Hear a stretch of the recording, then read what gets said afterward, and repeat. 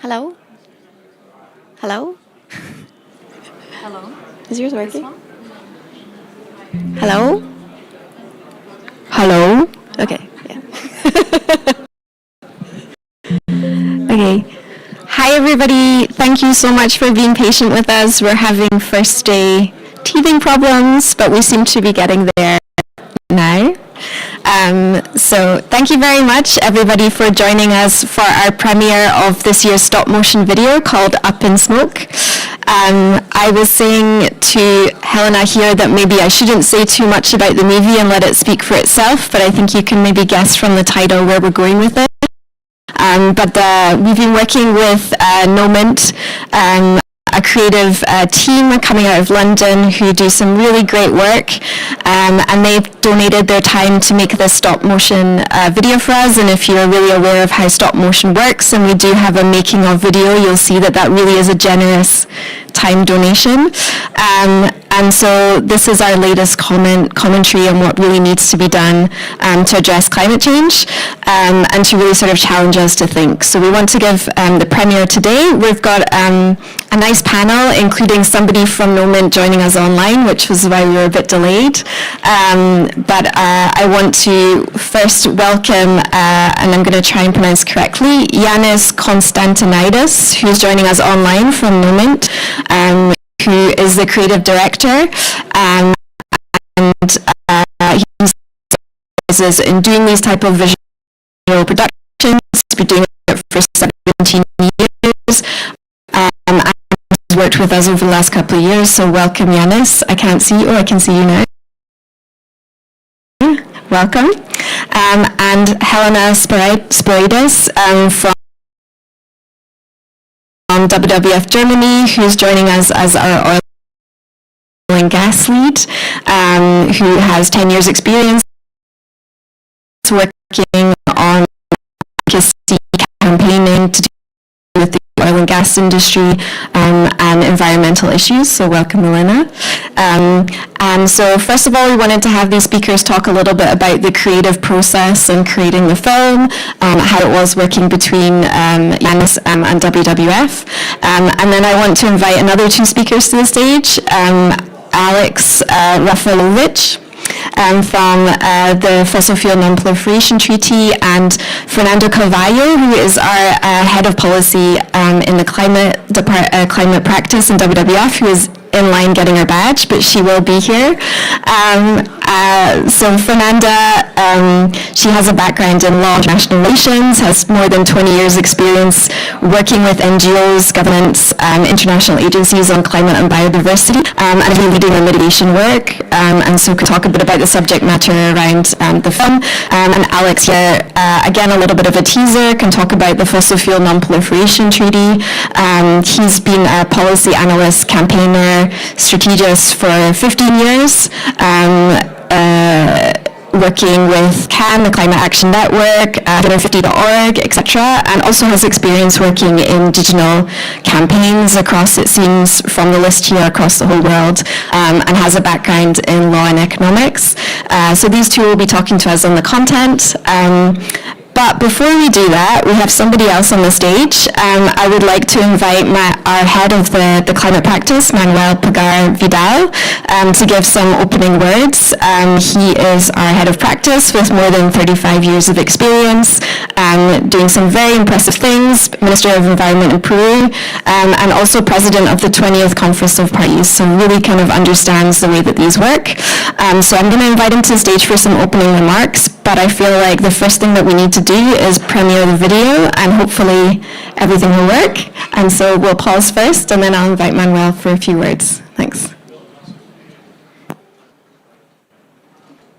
Don't you know?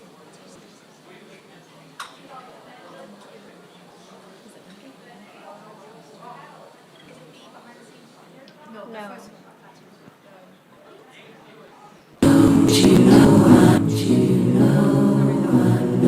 I think we're still having teething problems, but it will be coming up in a second.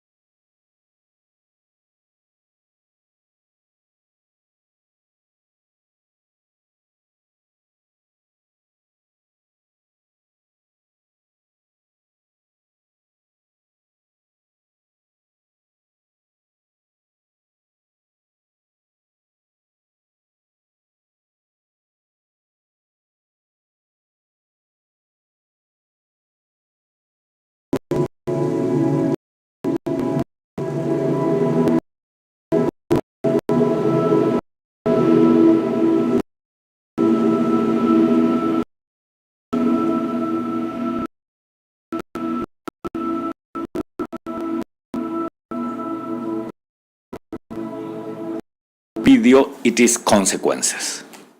No, when we saw this little child running, and we saw all these dead animals in the forest, no, and all those consequences, what it is showing, it is what it could happen if we continue delaying our actions.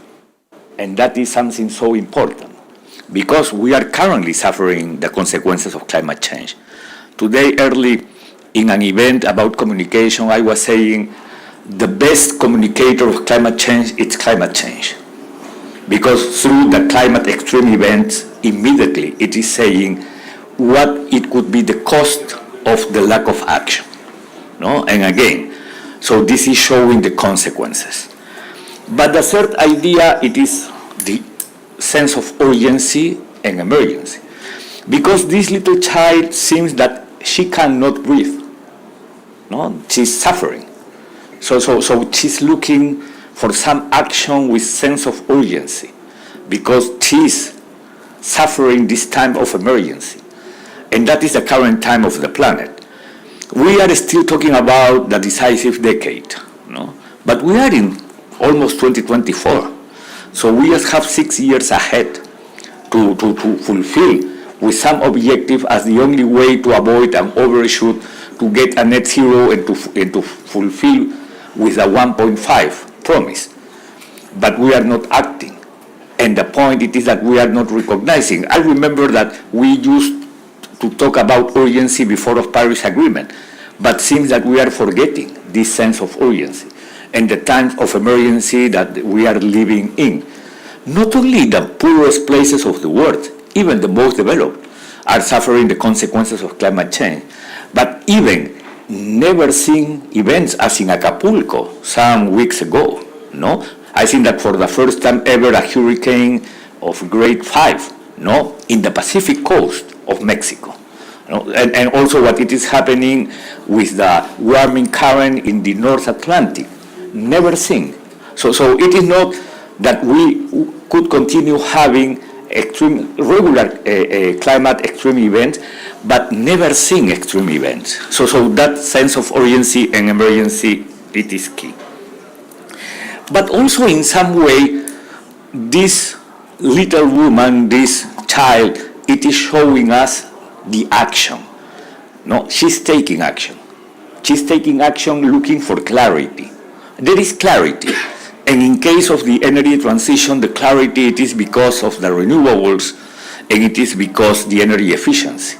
So there are alternatives. There is a cleaner. And that cleaner, it is something that we have to promote, no, as a way to breathe again. But we have to act.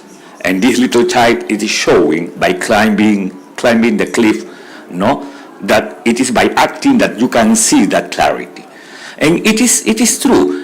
We are navigating above or in the bottom of the smoke, no, and we are not looking. No, what does it mean, that clarity? We have to raise our head to see that clarity and to act towards the renewable energy. And two last ideas: vulnerability, no, because how vulnerable we can be, and probably the little child also, it is showing nature. How much nature is suffering and how much nature is looking, no? Also as a way to see that clarity, that clear air, as a way to breathe, as a way to keep, no, the nature alive. So I think it's a fantastic video. It is showing well the sense of urgency and what we are looking for, to phase out fossil fuels. I think that the message is clear. The presidency knows that could measure the success of this COP.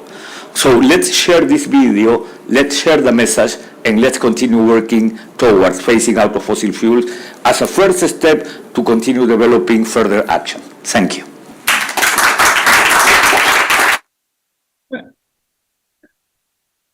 Thank you, Manuel. Great. I think it'd be really interesting to hear a little bit about the creative process and from the man behind the video. So let's turn to Yanis now, and hopefully you can hear us okay, Yanis, and maybe you can give us your comment on the partnership with WWF, the creative process. Thank you. Well, can you hear me well? Can you hear me fine? Yeah, that's great. Interpretation. Okay, perfect. I think I have a very small delay, very good, but I'm gonna try to keep going.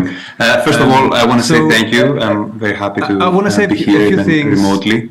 This is the third film. Next year, I hope to be there with you. And I really want to thank Amar for his amazing it's a very interesting experience. interpretation of the film and the collaboration the very good words. And it's very, very kind. Pleasure. But So every year we come in. I want to say a few things. In terms of the. This is the third film we create in partnership with WWF. The first year, which was for COP26, every year, it's a very interesting experience. The collaboration itself is great and it's always a pleasure.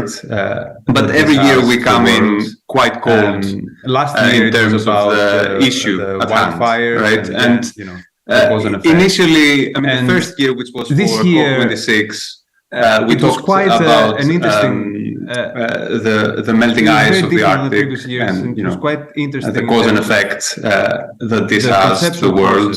For the film. Last year because it was about the wildfires and again all of the cause and effect. Are very, very difficult and to do. This And year it's part of the it was quite an interesting. It was very different than the previous years, and it was quite interesting in terms of easily the conceptual process for the film. And especially if you because combine it when we had animation, first of all, because all of these projects are very, very difficult, very long to process, and it's part of the idea smoke that as part of this process. We are using an incredibly an element that is not easily manipulated, right? So, and especially if you combine it with stop motion animation, which is and suddenly famously very tedious, and it's a very long process. Talking with and suddenly you have to use smoke as part of this process. This is obviously an incredibly demanding just because idea, right? So that's a difficult process, just. So I'm saying that because it was the same with the ice and fire, and suddenly we didn't have an idea. We find ourselves a few months ago talking with the team and underwater with WWF team, it was very, very but then we were sure that we're not going to do another one. Just because it was such a difficult process, just the practical, the discussion. Process of working with ice and fire, and we didn't have an idea as well. We were like, we couldn't for us, smoke, and again, coming in cold in this discussion, underwater, but it was the whole discussion has now. But then we had this discussion, and it felt that this year is consolidating the discussion, their opinion, which is the discussion that there is a solution. It's clear for us. I mean, and again, coming in all discussions, right? Let's forget about the whole discussion has now matured, right? It has options that we have out there, and let's focus on what everybody work and what is consolidating their opinion, which is look, there is a solution. It's clear. Obviously, not everybody, but there is no other. Let's forget about all the other discussion. False and this is options that we have out there, right? And let's focus on what we know will this work. was very interesting. And what for us coming out, everybody now agrees that this is the way forward. Obviously, not everybody, but because before we're doing from this side of the discussion, but now no, it's not. And this is phasing out fossil solution, right? And that's what we need to talk about. This was very interesting for us coming in cold. It was a very interesting burning fuel. Point that very clear, and because before we're doing it's about the Arctic ice, it's about fires, but now not that. It's about the single solution. The idea was that's what we need to talk about. It's the emissions. What's the state of the world of fossil fuels? Where are we? And we have to stop burning fossil fuel. Humans. It's very clear, and let's focus on that.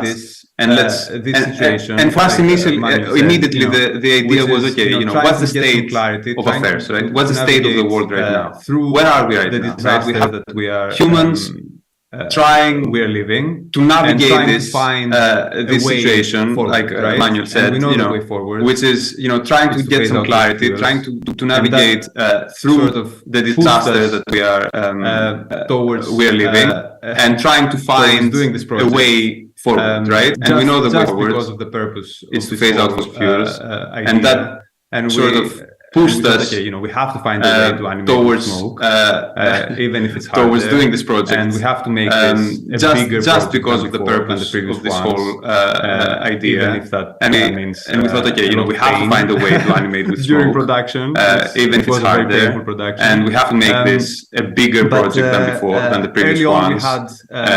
Even if that means a lot of pain during production, which it was a very painful production.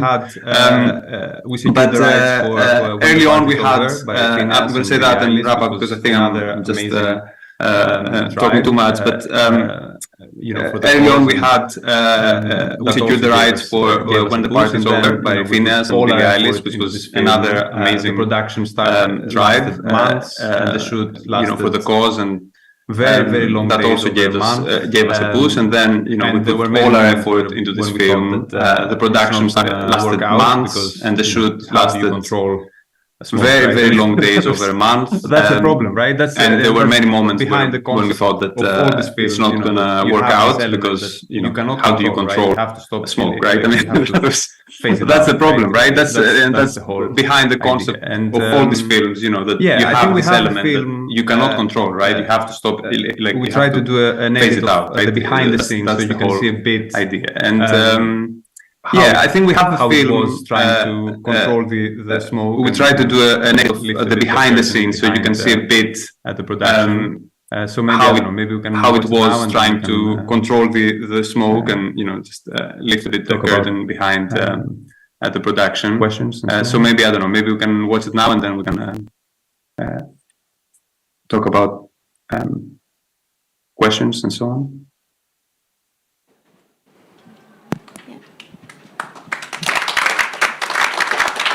Thanks, Yanis. Moving on to the behind the scenes video, I think.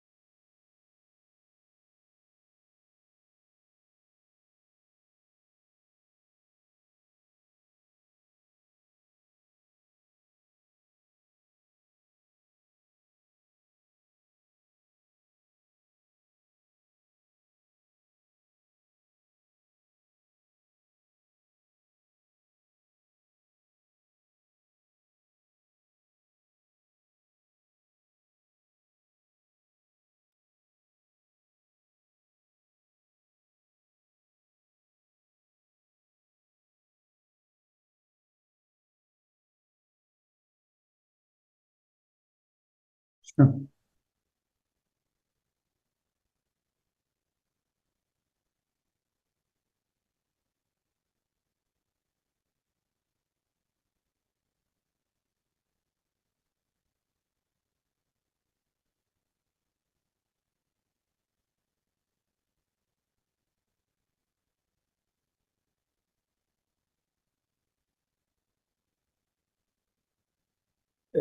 Thank you so much. You're right. And generally, I mean, it's interesting because we've been working with animation for many years now. It's almost 20 years. And the world is becoming more complex. And obviously, climate and climate solutions and the global effects of the climate crisis is a very complicated matter, and how you talk about it is also very complicated. So trying to simplify it was indeed, the main task of this, the first task. How do we simplify? And it's the same with the previous films. How do we get something that is it carries a lot of emotions for people, but also a lot of information that is complicated, right? It's complex and it's hard to decipher sometimes.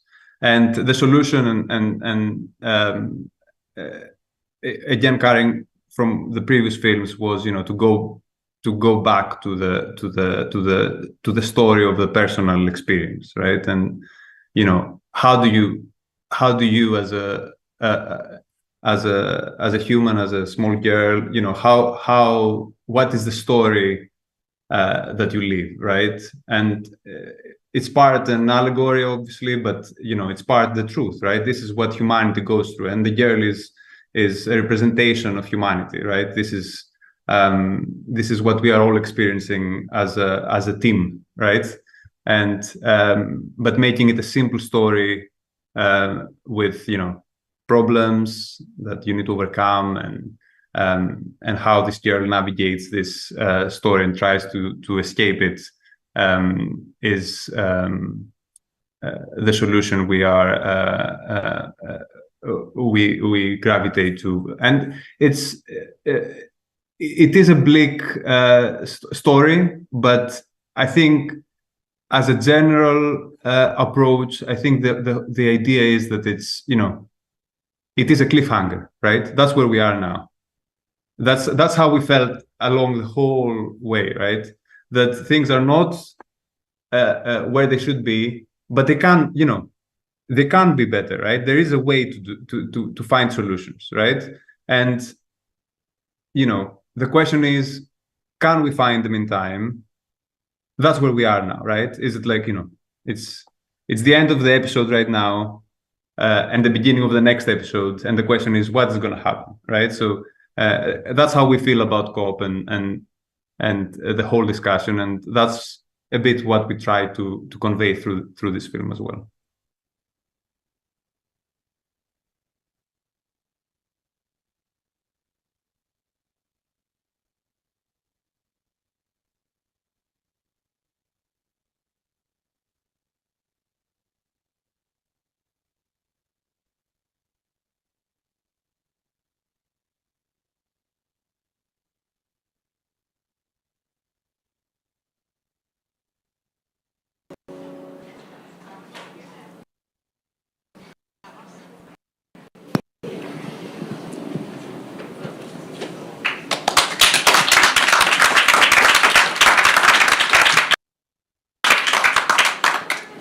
Thanks. And thanks, Yanis. That's amazing. I actually in the hands of politicians to make the decision which will take us away from that beautiful but sad film that you made there. Helena, maybe I'll turn to you very quickly. I wanted to ask you maybe the flip side of what I said to Yanis. What are the type of messages that maybe you felt would have been nice to capture, but it was just too difficult? Is there anything here that you think there were any key messages that you thought from the policy side were just really important that you maybe capture to a broader audience? I think we are exactly at the moment where the little girl is. We went through the bleakest time. We are on top of the mountain. We look around. We see smoke. What do we do now? Do we want to see more smoke? Do we want to see coal? Or do we want to see renewable energies? So that's the moment for us to make the right decisions on how to do the energy transition, how to be funded for that, how do we do it in a fair way, how we do it in a way that is not going to have big impacts in the environment. So the moment is now for making those decisions.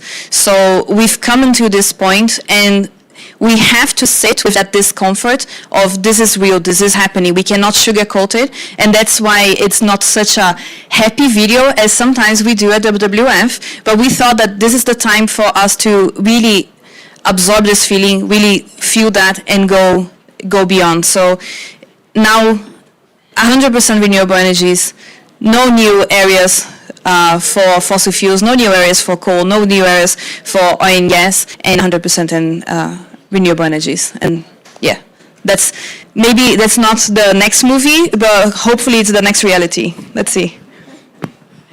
Thanks, Elena. Maybe I'll pause here. Does anybody have any burning questions for Yanis or Elena about the creative process or about the thought behind it?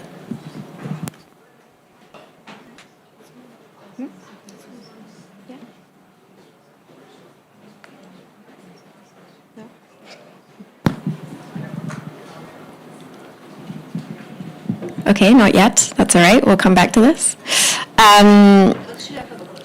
Okay, we have one question.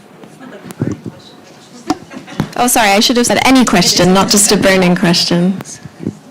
Yes, well, I mean, this video is amazing. I mean, it's very depressing, and it's emotionally honest. And that's what we need right now. We have intellectual honesty, we have a lot of science, but sometimes we like that, you know, and if this is a moment where, and you know, young people, children, they actually feel it. You know, and I'm not, you know, a child or a young person, but like I have a daughter, and I can see that she is really into that spot right now, you know, and the messages that the children are getting, and, you know, and the parents too, it is a sense of despair and urgency.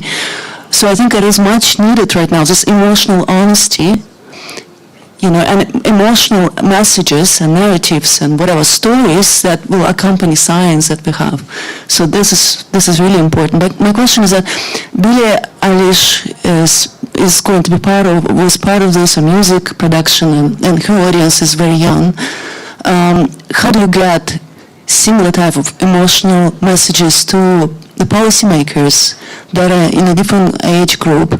I'm sure many of them are parents too, right? So they can relate to that. But maybe, I mean, how would you separate different audiences when you create messages? Because this one clearly will speak to young people. You know, I can see that. But will it speak to also policymakers, you think? Or maybe they will have something else, or maybe not. So this kind of a question about different audiences that potentially will be using this message. It's very nice to hear all It's really great, thanks. all this reaction to the I will come to you, Elena, but maybe, Yanis, is there something you want to say, maybe based on your experience about this sort of how this hits different audiences?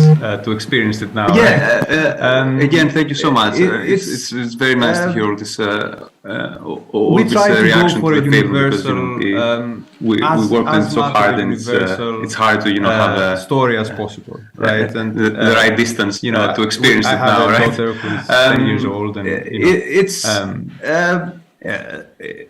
pretty we much try the to same go for a universal age as the girl in the film, as and much of a universal story as possible, right? And I think for us, I have a daughter who's 10 years thing, old, and the little girl represents the future, right?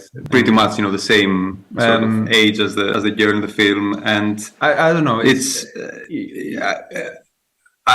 I think there is, for us, along the whole thing, the little girl. It's a very interesting the puzzle, future, right? Your question is a very. I think it taps into a very interesting puzzle, which is. I don't know. You want emotion is. There is. Plato used to say that there are three ways to change behavior, right? It's a very interesting puzzle, right? Your question is a very. I think it taps into a very interesting puzzle. And I think there is a lot of information. Out there, emotion is, and there's a lot of knowledge.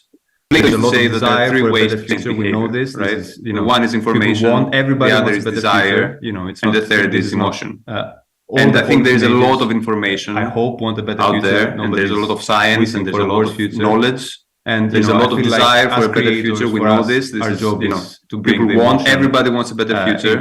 It's not, this is not all policy majors, I hope, want a better future, that nobody is wishing for a worse future. I hope it's a universal. And, I feel like as creators, for us, our job is to bring the emotion into the discussion. Things because and tap into been through this, you see the young people, you see the emotional spark. Your children. I hope it's a universal video for serving for this world to them. And again, you feel, and then I think the same for younger people. Things because you've been through this, you see the young people, you see your children, so you feel like, okay, I don't know. I want to serving this world to them, and story. And then I think the same for younger people. They feel that it's a very relatable issue. So I don't know. I want to believe that it's a universal story. Thanks, Yanis. And I mean, I think it is. I just want to quickly note, I mean, we've just come from the opening plenary where Simon Steele has given a speech, and he basically talked about his son and the various stages that he went through. And what he was saying is it's about just understanding, the future generations and making sure that we're making the right choices. So very much in line with how he's reaching out to policymakers, which I think is a really interesting sort of parallel to draw. Elena, do you want to comment on that as well? No? Okay, fair enough. Don't have to. Yes, please do, Manuel. Because it's a good point. Probably sometimes decision makers think that they are taking decisions that could change things, when decision makers are taking decisions because the world is demanding that decision. And today, in a session in the opening of this pavilion, Adil Nayam, the president of WWF, mentioned something so important, not related to phasing out fossil fuels, but loss and damage. No, he said the world is discussing loss and damage, the creation of a fund, when we know that the fund, it is paid by the poorest people of the world every day. And that is a reality. Because every day you suffer the damage of a climate extreme event, the poorest people is immediately paying that bill. No, because they are losing home, they are losing land, they are losing economic activities, they are losing everything. So there is money. That has a cost, and they are paying that cost. No? So it is not that they are waiting for a loss and damage funding mechanism that could recover them. They are always paying for that. This is the same. We are looking for the phasing out of fossil fuels because the world, the planet, it's demanding that. It's demanding, and this video is showing that. Know how urgent it must be. No? So. Thanks, Manuel. And I'm sure some of you have noticed that Fernanda has joined us on the stage, I think directly from Sao Paulo, via the registration line, I think. So I think that's a really nice segue to talking maybe from the creative process to a little bit to the sort of technical background to this. And so to put you on a spot, not having really kind of seen or heard already, are you ready to speak, or shall I turn to Alex first? Great.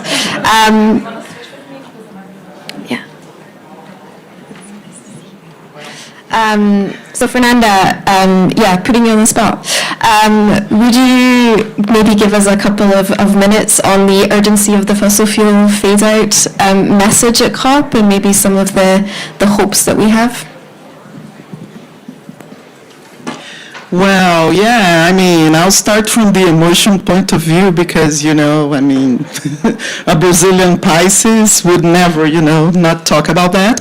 But, yeah, what I wanted to say is that every time I watch the movie, and I watched it quite a few times, and I showed it to some colleagues, I liked it more and more, and I was moved by it. I think it's so hard to talk about fossil fuels. I mean, we are here among people that know what that agenda is and what we are asking for and why it's so important. And that was a way to, I really think you did your mission that you said there. I mean, for the broader audience, for the voters, the future voters that will be choosing leaders, that's a very clear message. So I was very moved, and it touches upon many things that WWF cares about, animals, the future of people, oceans, and all the other agendas that we are here defending. And talking about fossil fuels, I mean, this is a demand that, Alex will talk about it, but for example, on the fossil fuel treaty, we have signatories. There are countries, there are subnational entities, there are individuals, there are scientists, so there's really a movement coming up for us to take up this agenda, and it's completely backed by science.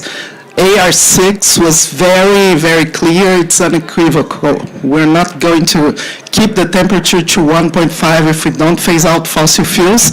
And I think this is going to be a fantastic COP. The agenda is huge. We have many things to discuss, many things to build upon. But the success of this COP, what will be communicated, and I know my boss and inspiration, Manuel, agrees with me. The success of this COP will depend on the signal, the political signal that we get on phasing out fossil fuels. Everything else is a nice to have. So that would be my comment for now. Seamless, absolutely seamless. Thank you. That was great. Okay, so maybe I'll turn to Alex to talk a little bit about the importance of a clear ask on the fossil fuel phase out. I mean, like Fernanda said, I think this is a really clear movie. So on the policy side, how can we be very clear on what we want and what kind of campaign strategies can we be employing? Thank you. Thank you very much. Yeah, thank you.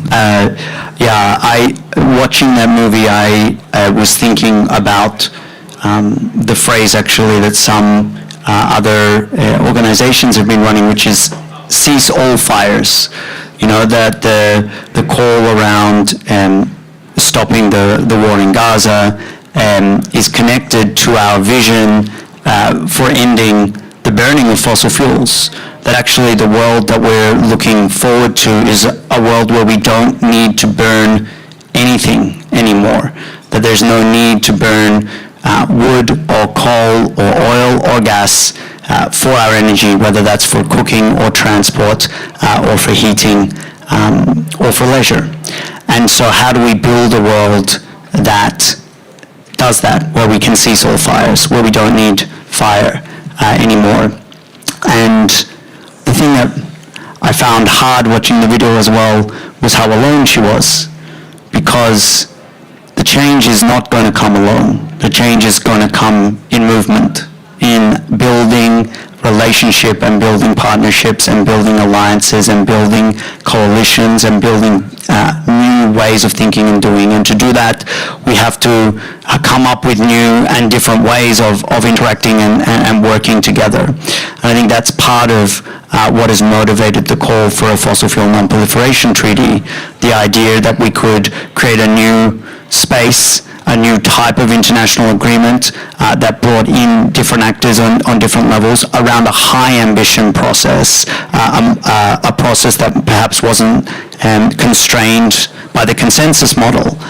It wouldn't be one that would begin as being universal, but it would be one that would begin to really shift the goalposts of what climate action looked like, and it would do so in a way that really put the focus on the leading causes of the climate crisis, on coal, oil and gas, and particularly their extraction and production.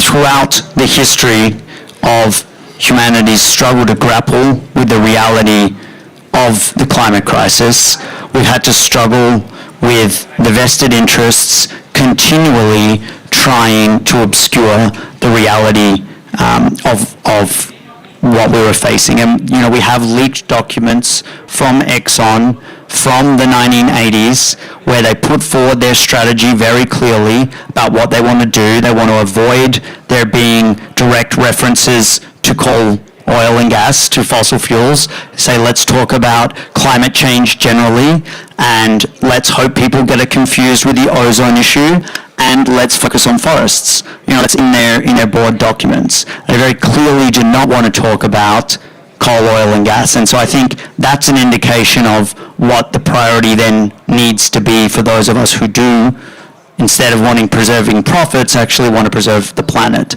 And so that's why I think, as everybody has said here, the test of success for the COP is the signal that it sends, which means it needs to send a signal, one, that all fossil fuels need to be phased out.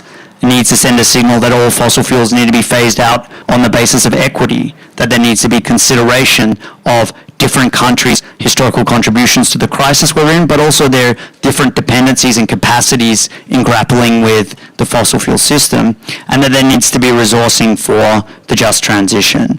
And so there needs to be, I think, a full and clear signal from this COP that that is the direction that the world wants to move. And if instead it gets trapped in kind of weasel words where it focuses only on coal, which has been the historic experience, or even worse, only on unabated coal in the power sector as one slither of the problem that we do need to address, then that is going to be an insufficient signal. And that is, I think, is going to redouble people's energy and efforts in the movement to end fossil fuels fast, fair, and forever. And the beautiful thing, I think, about this video is, didn't speak to me, but we don't know what other things that are going to spark the change that we need to see. When you think of Greta Thunberg going out by herself and standing out in front of her school on a Friday, nobody could have predicted what that would mean in terms of a wave of activism, or Rosa Parks on the bus. The examples of the activities that spark and create the cascade for change, you can never quite tell where the tipping points are, which is when we say the word tipping points in our climate discourse, we're generally scared. They're generally scary ideas that there are tipping points in the climate system and we don't know exactly where they are, and when we cross them, we're going to be stuffed, and that's scary. But there are also tipping points in human systems where we are going to cross them, and we are going to cross them and have enough power to create change. And we don't know where they are, but we have to keep trying to build the energy and movement to get there. Thank you.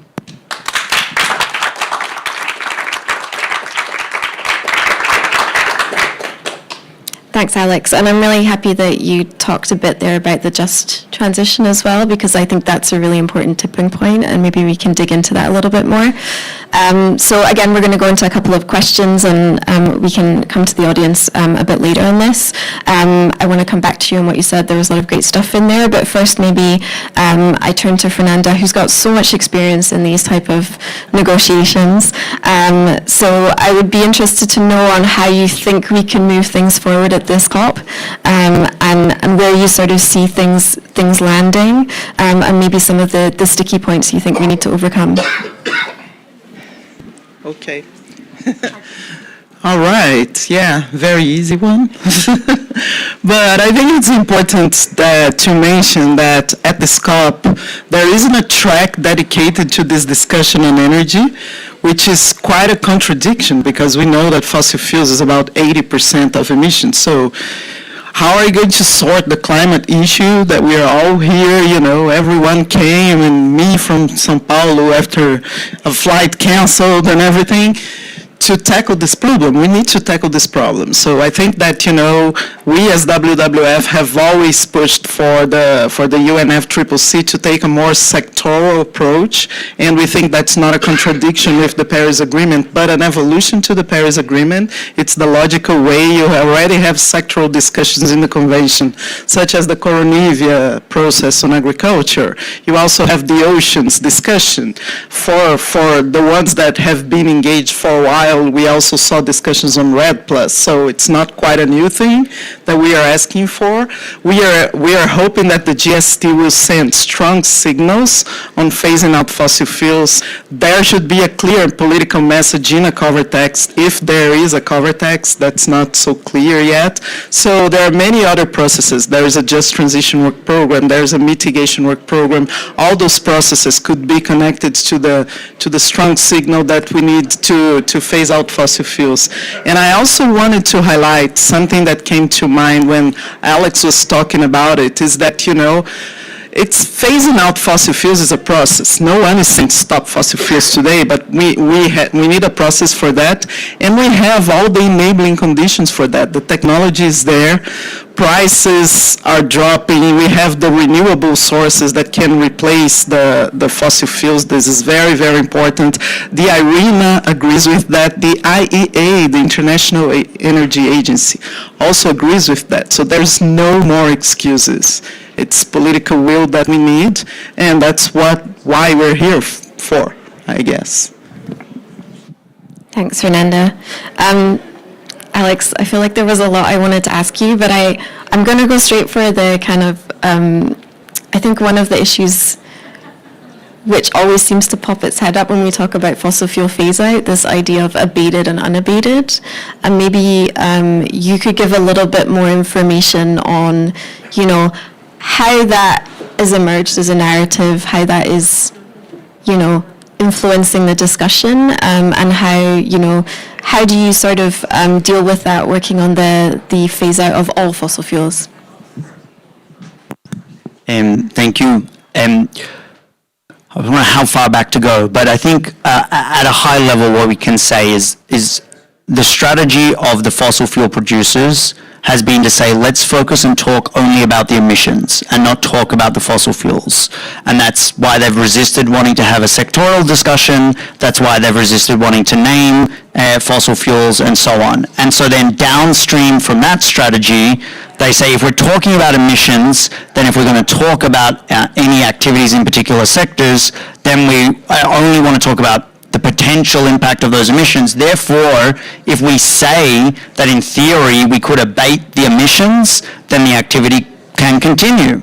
And so they propose a theoretical idea that we could capture the carbon that is emitted in the activity of burning fossil fuels, and that therefore there is a type of burning of fossil fuels that could be climate safe. And of course, there have been billions of dollars poured into projects to try and do this technology over many countries and over decades, and they've managed to draw down an infinitesimal amount, tiny amount of carbon that has been produced since the billions of dollars have been spent on it. So why do we think that they will focus on calling for unabated fossil fuels? Because if the language is unabated fossil fuels, that gives them the excuse to say, instead of us having a plan to phase out fossil fuels and a plan to transition off fossil fuels, we need to double down on investing in this technology that doesn't yet work. And so instead of reducing the amount of emissions that we're pouring into the atmosphere today, they're going to promise us that maybe in 10 years' time or 20 years' time we could possibly recapture those emissions. And we don't know if that's going to happen, but that represents a massive risk. When we've seen this year that already the temperature has breached the 1.5 degree limit for a small period of time, who knows what 2 decades more of emissions at this current level or more will do to the planet. So I'm a diabetic, so I depend on insulin to control the blood sugar in my body. And if I don't use insulin, my blood sugar goes high, and over a long time it degrades my body. And so I personally have a couple of choices of what I could do. One is medical technology is getting better. And probably in 20 years, they'll have some good cures for the impacts of diabetes. But that is not the logical response to the problem I face. The logical response is to take my medicine and reduce the blood sugar now to not have that challenge in the future. And I think that's what we're looking at when we talk about unabated fossil fuels. And the last, I think, big risk in the context of these negotiations is the term unabated has no definition. There's no agreed concept about what unabated means. So the IPCC has a footnote that says that unabated fossil fuels would represent where the majority of emissions are captured in the process. For example, up to, I think it says 70% of emissions in coal's power stations. But it says, for example, so that doesn't set a limit, that doesn't explain what it would actually mean. And I think for those of us who followed this process for a while, there would be all the chances in the world that we would see some countries claiming that buying offsets is abating fossil fuels. That planting a tree next to the power station actually is abating fossil fuels. So it just opens up all of these loopholes to doing the very clear and simple thing that we need to do, which is to phase out fossil fuels. I have no microphone. Can you switch it on? Yeah, I guess